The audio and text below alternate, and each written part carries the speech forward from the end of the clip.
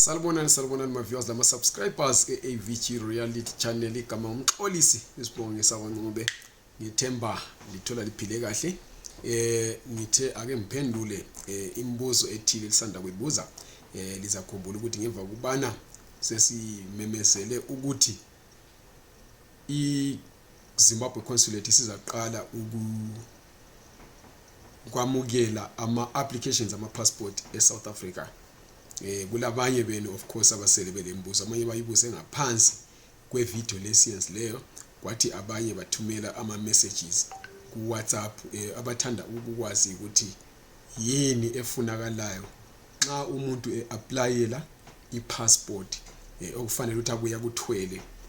Abanye babuza futhi njalo ukuthi kuyavumeleka yini kumbe kuvumelekile yini ukuthi umuntu applyela iBirth Certificate eZimbabwe Consulate. So yikho lokho engizokhuluma ngakho ngalesi sikhathi, kodwa ngakaqhubekela phambili ngicela ukuligqugquzela ukuthi lisubscribe kule ichannel, like ama videos ethu bese liyawashare ukwenzela ukuthi phela ulwazi lo lesilushare lapha lube lulwazi olutholakala ezindaweni ezihlukeneyo lusize abantu abaningi abahlukene ukwenzela bangaqhubeki bebuza imibuzo efanayo. Njengoba senjilo mina kule enye video esikhiphe izolo ukuthi uhulumende wayethe yena kumbe ngithi mina umbiko ophume ku newspaper yeHerald ubuthe wona ama passport azaqala ukuapplyelwa kwele South Africa kuvikele lelidluleyo akukathi kwabakhona lokho yinto esasephakathi kwamalungiselelo kodwa ayikaqali ukuthi wenziwe njalo iofficial launch ayikenziwa okuthi ukuthi isandulela ma applications asikabi khona ngoba ilaunch kumele yandulele ukuqala kokureceive kwama applications. Kodwa ngizaphendula ngoba ngendaba zama passport ngoba vele ama passports abevele applyelwa obekunga applyelwa kuphela i-passport kungakho okufanele uhambe ukuthwele yilokho nxa ungumuntu omdala above 18 years obizwa ngesilungu ukuthi i-adult kufanele uhambe uphethe izinto eziyisikhombisa 7. Eyokuqala i-original long birth certificate le photocopy yayo engekho certified. So uyathatha i-birth certificate yakho endele yana uyi-photocopy uhambe layo ile photocopy kodwa i-photocopy leyo akula sidingo sokuthi uyi-certify ngoba e-consulate khona ngale baza yi-certify abalalokho kuthiwa u-commissioner of oath. Okwesibili kumele uhambe uthwele wena i-original national identity document le photocopy engacertifywanga. Lapha ngikhuluma ngesithupha sakho kumele uhambe uthwele isithupha sile photocopy engacertifywanga. Okwesithathu original and uncertified copy of marriage certificate or divorce order if applicable. So nxa ukuthi ungumuntu ongumama njalo ushadile kumbe udivorcile yiko kumele uhambe lakho lokho. Nxa ungelakho lokho kumbe ungumuntu ongumama ongashadanga awuhambi lakho. Okwesine 2 identical color photographs. Kumele uhambe ulezithombe ezimbili eziyikhala ezingama passport size. So abantu bayabuza ukuthi kanti kungani bengavunyelwa ukuthi babuye lezabo izithombe bethathiswa ngenkani ngaphandle kweconsulate. Lokho kuyinto kulama specifications akusiki ukuthi bathatha yonke into nje ukuthi singazishutela ngefoni yakho ube suqala ukukhatha usuhamba ukuthwele, because this is supposed to be a professional photograph. Akuyisiyo nje yonke ifoto ngapho ngihamba uyithwele. Kungakho kufanele ukuthi uhambe lesithombe ezithile. Okwesihlanu citizenship certified and uncertified photocopy where applicable. So this is for those who were previously alien citizens. Nxa kuyikuthi wena isithupha sakho sasilo 00 phambili ungakabi umuntu ongumcitizen waseZimbabwe kumbe uyiloko kuthiwa i-citizen by naturalization ukuthi ubuvele wena ngokuzala ungasomzimbabweni waya ngokuya kwesikhathi kumbe ngezizathu ezithile wagcina usuzibona usungumZimbabwean, kumele uhambe le citizenship certified and uncertified photocopy. So incwadi lana ye citizenship ethi wena usungumZimbabwean kumele uhambe layo, ile photocopy certified, uhamba ule citizenship certified, then le photocopy yabo engekho certified. Ubusuhamba ngokwesithupha expired, current or lost passport and uncertified photocopy. Nxa ukuthi wena ule passport eya expire oyayitshintshisa, hamba uyithwele, ubususiba le photocopy yayo engekho certified. Nxa ipassport oyalahleka kufanele uhambe le photocopy yakho. Nxa ukuthi awuselayo leyo photocopy ye passport yalahlekwayo, ukuthi ilahleke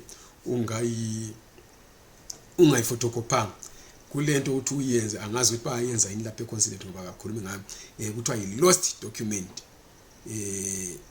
certificate, uyisayina emapholiseni.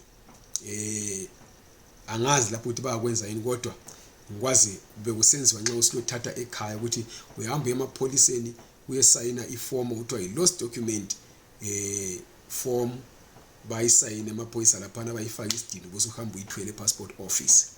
Okwesikhombisa, original police report affidavit for lost or stolen passport and uncertified photocopy. Right, kuthi uthi sebehle bakuphendula ukuthi hayi ungahamba wena ulencwadi yamapholisa kumbe iaffidavit ebonisa ukuthi wena ulahlekelwe ipassport, njalo ubususiba lesi photocopy yayo engesikho certified.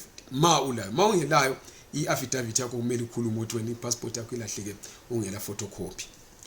Zonke lezi zinto engizibalisileyo zikhosta 300 rand. Kumele uhambe uthwele i300 rand ngoba lapho uyabe usiyothatha amaform, uyazi amaform lawo ungathatha athunyelwe ekhaya. So kumele uhambela lezi zinto eziyi7, le mali engango 300 rand. Akusikho ukuthi lezi zinto zikhosta leyo mali, limxolele kulokho. Uhamba uthwele lezi zinto engizibalisileyo, le mali engango 300 rand. Kube sokusithi kungumntwana oleminyaka below 18, obviously ebehamba lo mzali, kumele ahambela zonke lezi zinto engizibalise phezulu, lezinye ezingu6 ezilandelayo. Oqala ezingu5 rather, ngoba kuphezulu number 1 ithi zonke lezi zinto eziphezulu. Number 2, original national identity document and uncertified photocopy for children who have attained the age of 16 years. So umntwana osedlule 16 years kumele ahambela lezi zinto engizibalise phezulu, kunye lesithupha sakhe le photocopy engacertifywanga.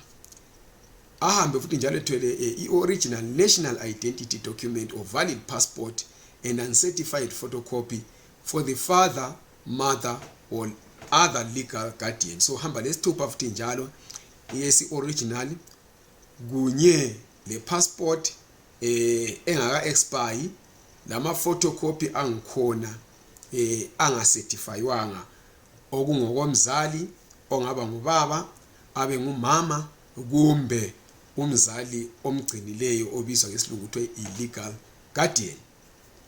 Yabe futhi setholakala kumele ahambe futhi umntwana the father, mother or other legal guardian must sign section 5 of the passport application form. So kumele umama kumbe ubaba kumbe umzali ogcine kumbe ngithi mina any other mzali ongayisuye biological parent kodwa ogcine umntwana lo asayine ku section 5 we passport application form. Okunye futhi kumele umntwana abe lakho, in the event that both parents are deceased, original death certificates and uncertified copies are required. So nxa ukuthi umntwana useshonelwe ngabazali, kufanele kube lama original our death certificates zabazali bobabili kunye lama photocopy azo anga certifywanga. Legal guardian certificate or documentary proof should be in the form of a Zimbabwean court order. So incwadi ebonisa ukuthi lo omunye umuntu omdala nguye osegcine umntwana kodwa engasimzali wakhe okuthiwa ngesilungu legal guardian, kufanele kube kule ncwadi ebonisa lokho evela ecourt yaseZimbabwe court order le mali engango 300 rand. Passport application requirements for applicants under 18 years and registered children. Kufuneka abuyela konke lokho kuphezulu kunye le original child health card, clinic card and uncertified photocopies of all sections with the child's names and names of parents. Ngokwabantwana abangekho registered lokho. So ngithemba sesizwisisene kulokho. Nxa kukhona futhi okunye lidinga ukuthi libe kwazi lisibuze. Okay, ngendaba ama birth certificate. Yes, uyahamba uyo-applyela i-birth certificate yakho e-consulate. Kumele uhambe lezinto ezinjengalezi. Uhamba lama original le one uncertified photocopy yala ama documents angu9 enzowabala lapha. I-health card yomntwana, unabridged certificate ye birth certificate yomntwana eyase South Africa evela ku Home Affairs nxa ikhona, i-birth certificate yase Zimbabwe kamama, i-identity isithupha sikamama, i-passport kamama, i-birth certificate kababa, i-ID yase Zimbabwe kababa, i-passport yase Zimbabwe kababa kunye le marriage certificate kulabo abanjengathi abahamba bayachata, kunye le 100 rand. Umama ongashadanga or single mother can also apply for the child's birth certificate by producing originals and uncertified copies of her documents lawe ngwabalise phezulu. Ngethemba sizwene ukhona lokho. Bese kuthiwa NB notabella. For all the required documents, bring original plus uncertified copy of the registration forms obtained from the consulate should be. Okay, for all the required documents, bring original plus uncertified copy. The registration forms obtained from the consulate should be submitted to the registrar of birth and death offices in Bulawayo, Gwanda, Gweru or Harare. Themba sesizwisisene yilokho ebenguphethe namhlanje ngalilo mbuzo. Qhubekani libuza, sizajika futhi seli explainele. Okwamanje ngimalapha, lingakhohlwa ukusubscribe nokulike ivideo libe lishare. Libe lusuku oluhle.